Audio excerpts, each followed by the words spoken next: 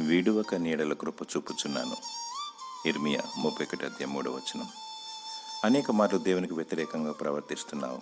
దేవుని శక్తిని ఎరగక నీ ఇష్టానుసారంగా జీవిస్తున్నావు. లోకంతో స్నేహం చేస్తూ సుఖభోగములందు తొలతూగుతున్నావు. నీ పాపపు చేష్టల చేత నీ సృష్టికర్తను బాధ పెడుతున్నావు. ప్రభు అయిన యేసుక్రీస్తు నిన్ను ప్రేమించుచున్నాడు. నీ కొరకు తన స్వరక్తమును కాచి తన ప్రాణాన్ని సహితం బలిగా అర్పించి చనిపోయి తిరిగి లేచాడు. అన్నిటికంటే అందరికంటే దేవుని ఎక్కువగా ప్రేమించు. ఆయన గొప్ప దేవుడు, మహత్తరమైన శక్తి గలవాడు.